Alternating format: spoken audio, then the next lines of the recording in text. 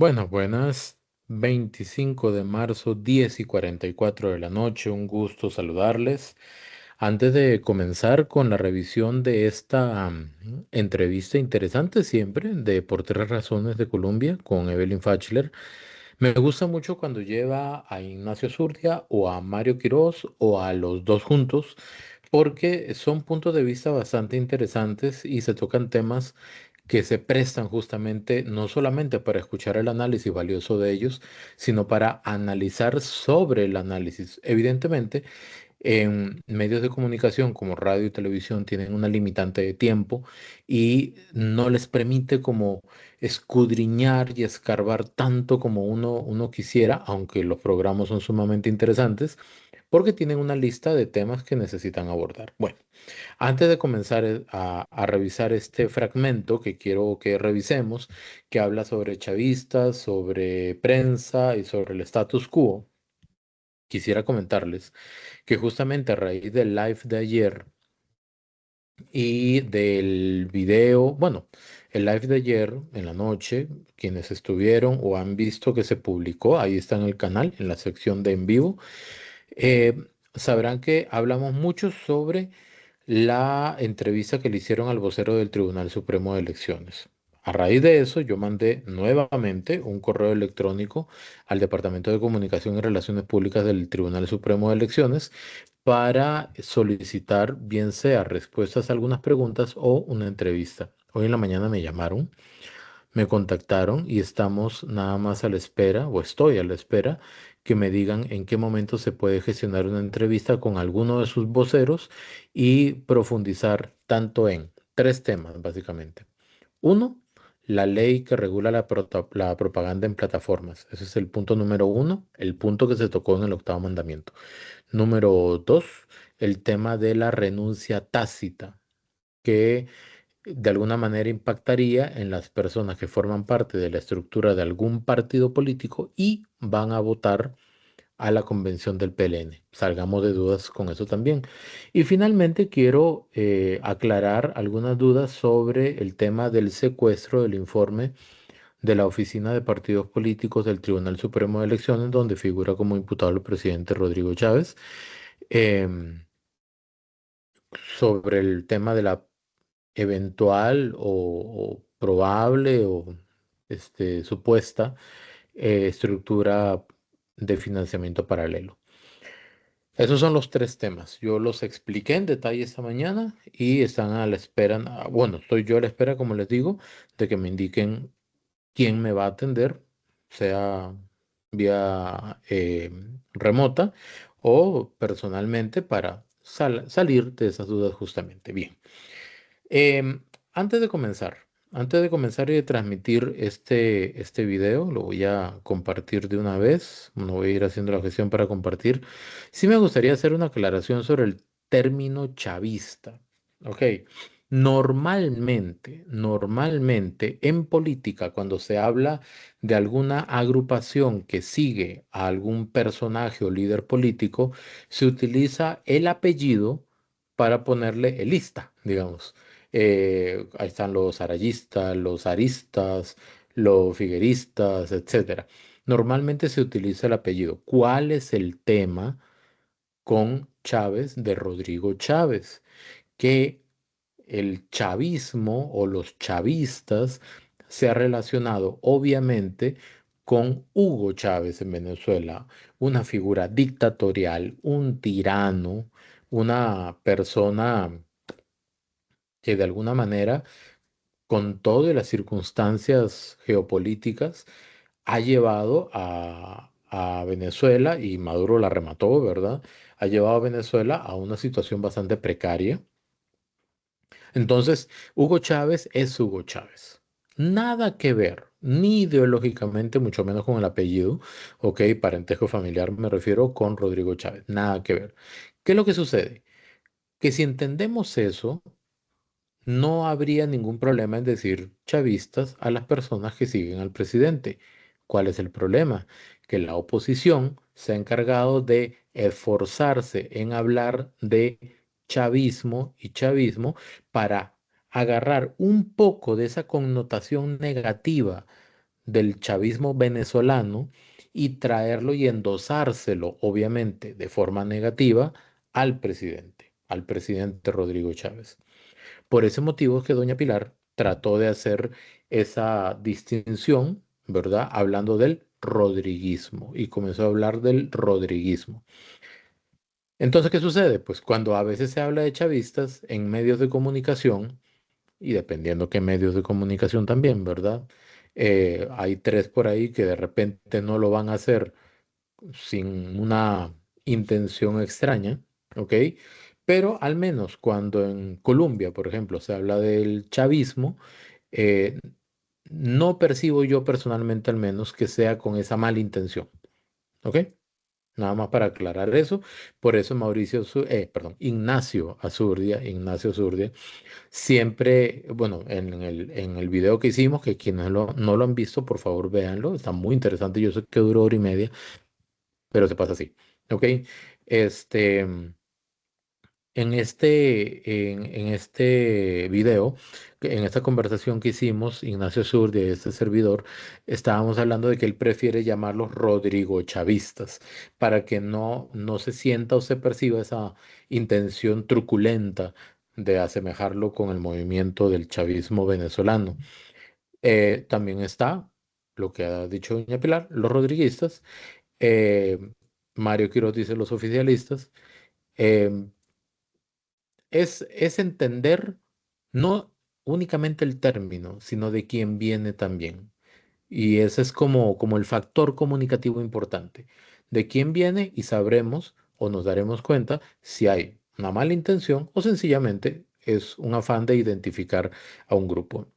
Bien, dicho esto, vamos a ver este fragmento que quise apartar para que lo revisáramos juntos. Ok, Entonces, tengo una pregunta para ustedes ya continuamos con esto porque es muy interesante, que me la he hecho hace muchos días. ¿El país está dividido en chavistas? Rodrigo Chavistas. Rodrigo, ok, chavistas, y digamos, y se dice que hay prensa que es chavista, y la prensa que no es chavista, ¿cómo se llama? No, Es no, que, no, no, no, no es tengo que yo. no sé, de verdad, o sea, si de verdad hay prensa chavista y se descalifica con este adjetivo, la prensa que no es ni chavista, ni pro, ni en contra, ¿qué es? Es prensa. Es prensa. Pues Es sí. prensa. Entonces, ¿en qué cabeza estamos nosotros también entrando para decir, descalifiquemos a tal porque es chavista o entonces traigamos a tal porque es, ¿qué? ¿Un Bueno, demócrata? doña Evelyn, pero ¿Un es que demócrata? ¿El que no es chavista es un demócrata? Pregunto. sí, lo que pasa es que la descalificación también es muy común en contextos polarizados, ¿verdad? Y estamos en un contexto muy polarizado. Por ejemplo, a veces se sorprenden porque están acostumbrados de uno u otro sector a escuchar, en el caso de nosotros, por ejemplo, cuando hacemos análisis, ¿verdad? Están acostumbrados a Sí. escuchar análisis más tirado hacia un lado o más hacia el otro. Pero cuando nos escuchan a nosotros, a veces te dicen, pucha, pero ¿qué son, verdad? Entonces empiezan por un lado, después están por el otro. Y porque somos analistas Por sin eso te estar de un digo, lado o del otro. sí, O sea, entonces, yo constantemente lo digo, o sea, vamos a ver en cualquier conversación, aquí me empiezo dicen diciendo, prensa canalla. No, no, no. Estoy poniéndolo así, de esta manera. Ok, digamos, supongamos que sí hay prensa chavista. Pero la prensa que ha decidido no tirarle por tirarle, ni defenderlo por defenderlo, ¿qué es? ¿Eh? prensa. Prensa, Prensa. prensa. Y ese es nuestro deber. Ese es el ejercicio. Y es el ejercicio más complicado y para ustedes también. El equilibrio, El Totalmente. que es equilibrio lo es más el importante. ejercicio más importante. Pero si Rodrigo Chávez está luchando contra el status quo, está luchando contra un estado de bienestar. ahí vamos a hacer una pequeña pausa. Nada más voy a retroceder un segundito para dividir esta intervención en dos partes. Solamente faltan 2 minutos. Ok, bien. Entonces, lo que pasa es que de repente cuando uno comienza a escuchar el planteamiento de la pregunta de Evelyn Fachler, uno dice, está como rara la pregunta, ¿verdad? Un poquito extraña.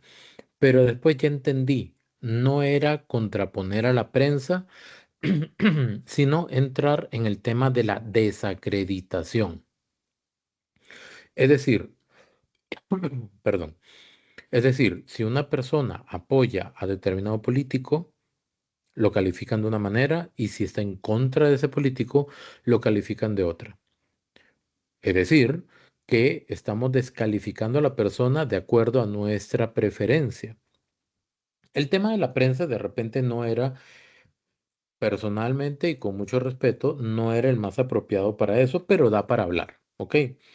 Dice prensa chavista versus prensa.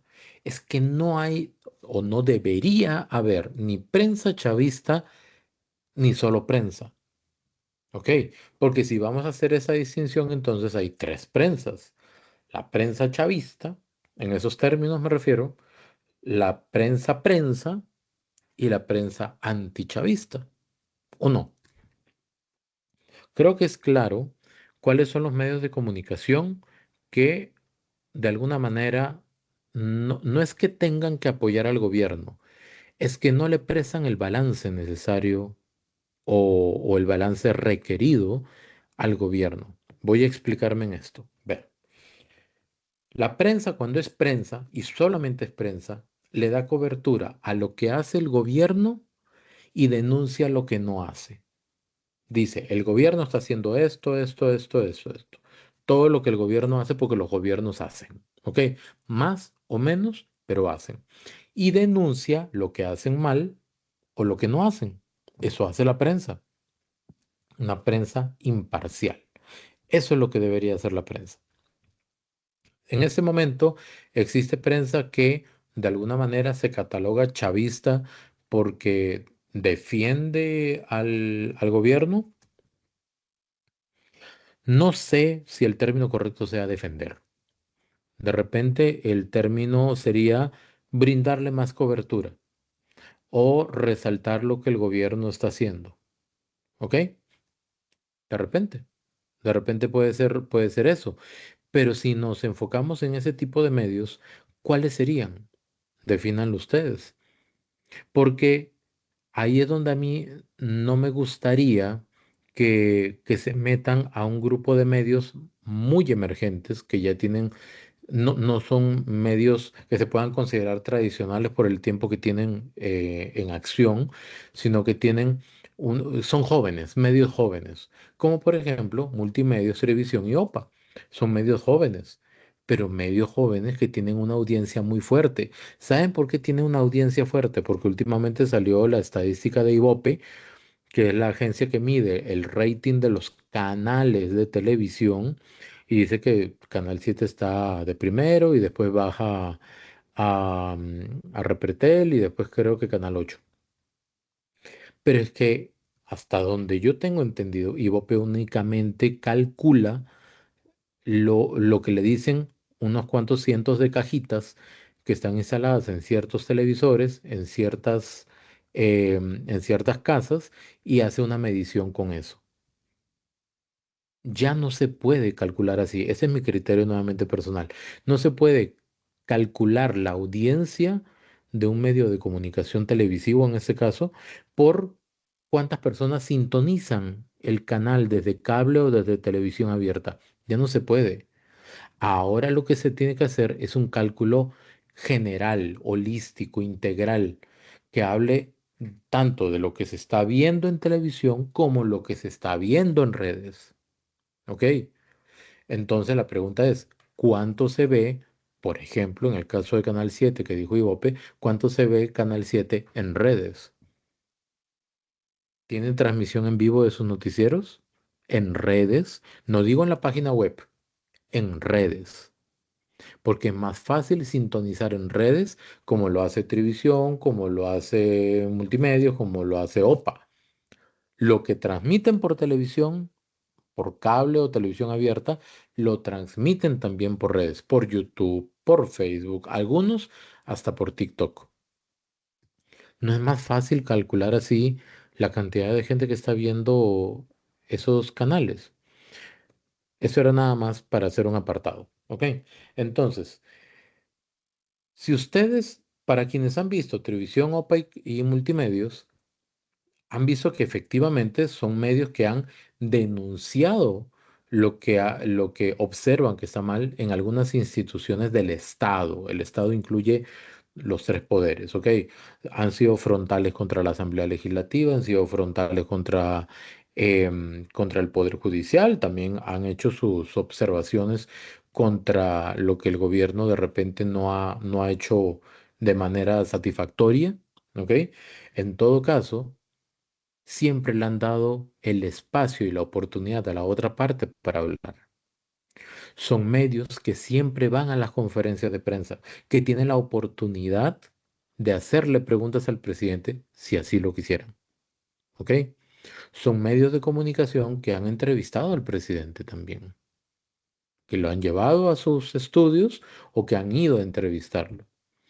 Entonces, cuando nos ponemos a ver ese tipo de cosas, uno dice, bueno, eso es prensa, eso es prensa. ¿Qué no vendría a ser prensa bajo los principios elementales del periodismo? Bajo los principios elementales del periodismo, lo que no es prensa es que solamente saca una cosa y la otra la invisibiliza. Por eso fue que hace unas semanas yo hice una contabilización muy manual de lo que se publicaba en Facebook, por ejemplo, de Canal 7, para ver qué tipo de noticias publicaba y cuántas noticias sacaban producto justamente de las conferencias de prensa. Porque, a ver, hay algunos medios de comunicación que dicen que lo que sucede los miércoles en conferencia de prensa es el programa del presidente. No. No, para esos medios de comunicación, demeritar la conferencia de prensa, porque es una conferencia de prensa, es un error. Demeritar la conferencia de prensa es un error. Se convoca conferencia de prensa, está el presidente, están los jerarcas, están informando lo que está pasando y los medios de comunicación tienen oportunidad de preguntar. Eso es una conferencia de prensa. ¿Ok? Un programa sería como hacía ahí sí Hugo Chávez, que se sentaba en una mesa, lo grababan 2, 3, 4, 5 horas hablando y hablando y hablando, literalmente papaya, porque no hay otra palabra. O rellenando el espacio, nada más. Y que ahora lo hace Maduro, tengo entendido también. Eso es un programa, pero lo de los miércoles en conferencia en Casa Presidencial es conferencia de prensa. Entonces, si hay medios de comunicación que no van ni siquiera a la conferencia de prensa, que sacan una nota de 5 o 6 temas que se hablaron en conferencia de prensa, no le están dando una cobertura correcta a lo que está comunicando el gobierno. Y no es por hacerle un favor al gobierno. Es única y sencillamente para que la gente esté informada de lo que está pasando, de lo que se está haciendo e incluso también pueden señalar lo que no se está haciendo, lo que no se comunicó. Eso se llama libertad de prensa. Así de sencillo. Entonces, hacer ese paralelo entre prensa chavista o prensa, no, es que solamente hay prensa. Ese es mi parecer. Solamente hay prensa.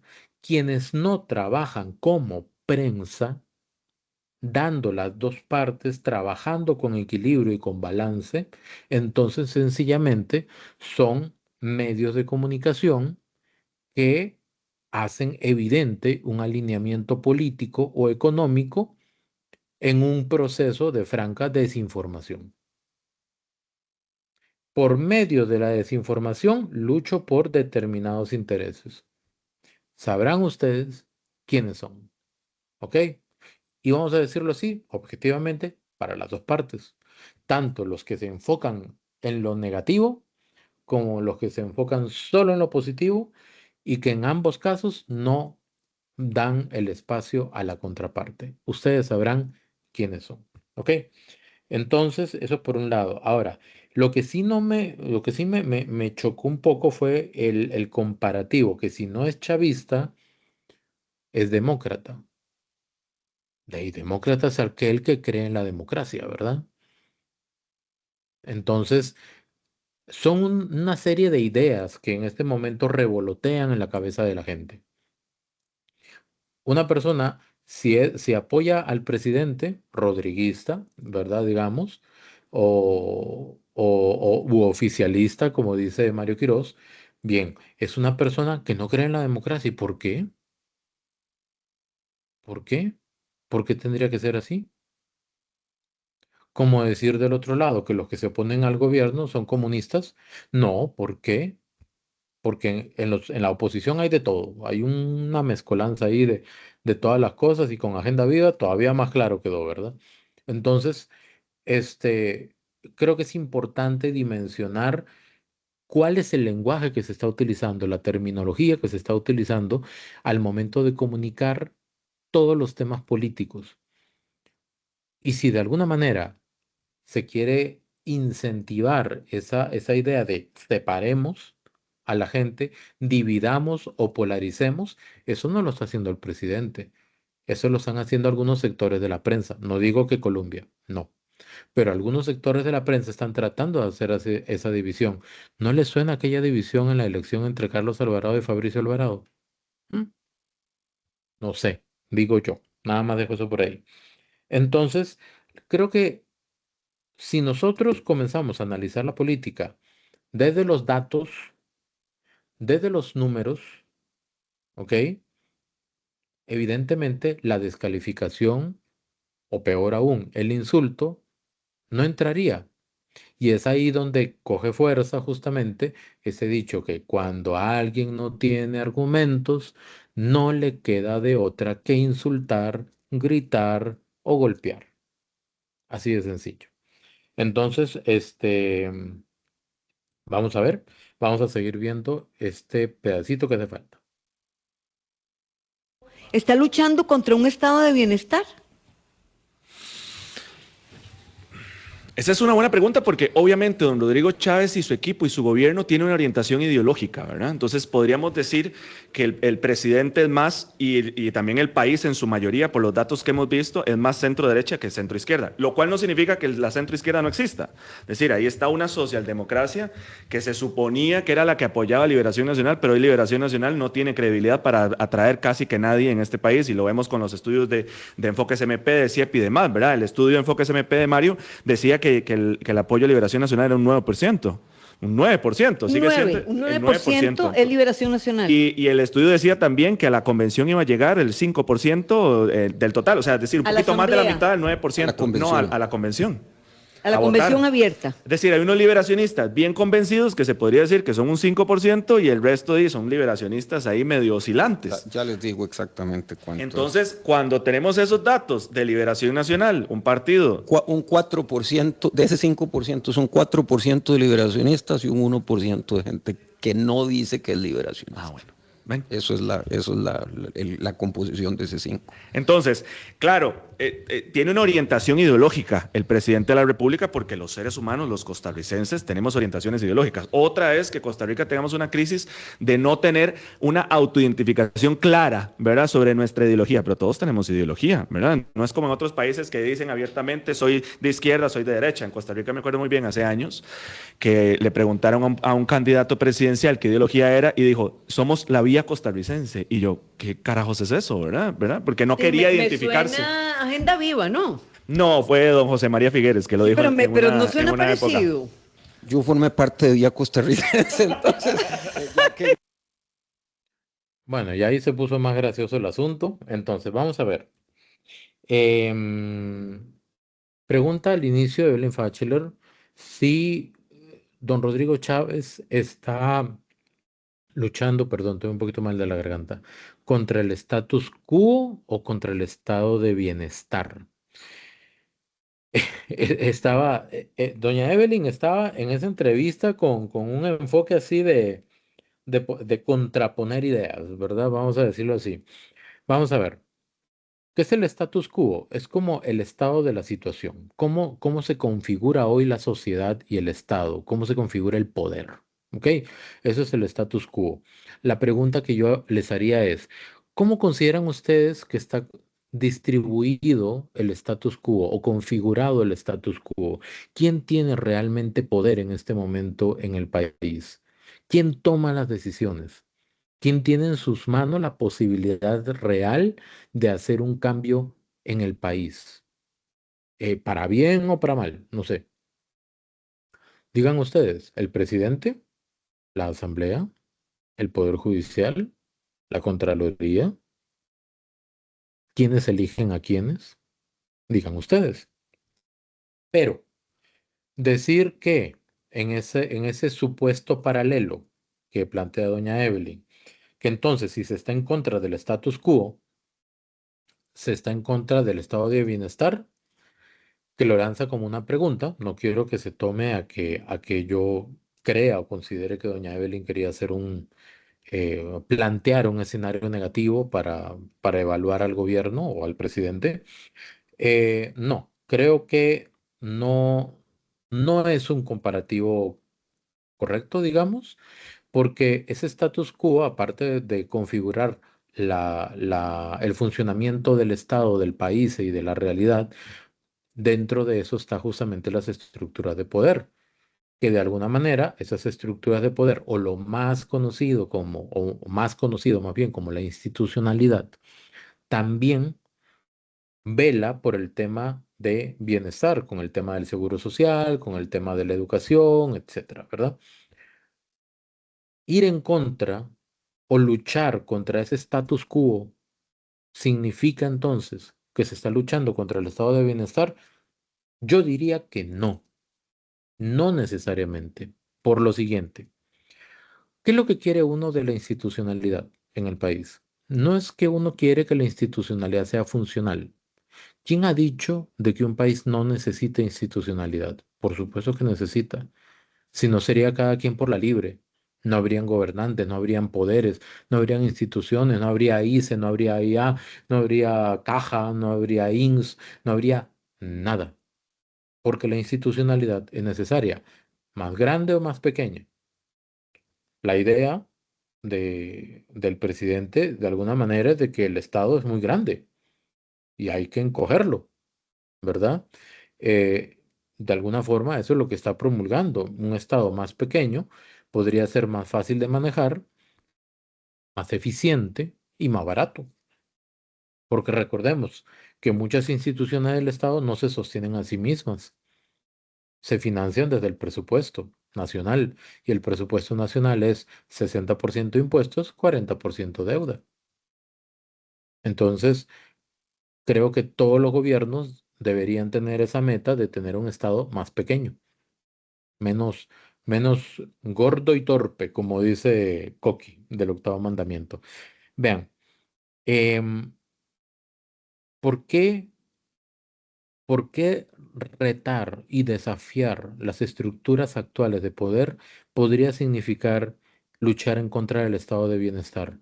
A ver, ¿qué le ha dado históricamente la institucionalidad, por ejemplo, a la caja? Ustedes han visto cómo es el tema de la crisis de especialistas. Eso no es un tema de plata. Hay un tema gremial de por medio. Hay un tema de grupos profesionales de por medio que tienen trabado ese asunto. Por ejemplo, ¿verdad? La institucionalidad no le ha aportado a la caja a que se fortalezca a lo largo del tiempo, se ha ido debilitando a lo largo del tiempo. Y muchas instituciones, por la misma institucionalidad, no tal cual por la institucionalidad, sino por la forma en que se ha gestionado esa institucionalidad, es que ha perjudicado a largo plazo algunos sistemas de los que nosotros como ciudadanos deberíamos vernos beneficiados. ¿Ok? Entonces, ¿qué es lo que se busca cuando se enfrenta el status quo o la estructura de funcionamiento de un país? Es, de alguna manera, y pensando bien, sería que esas estructuras funcionen mejor, que sean más rápidas, que sean más eficientes, que gasten menos. La institucionalidad, por ejemplo, manejada en el Poder Judicial. Y el ejemplo de siempre, porque es un ejemplo. Una persona procesada 300 veces. ¿Cuánto le costó eso y le cuesta eso al pueblo?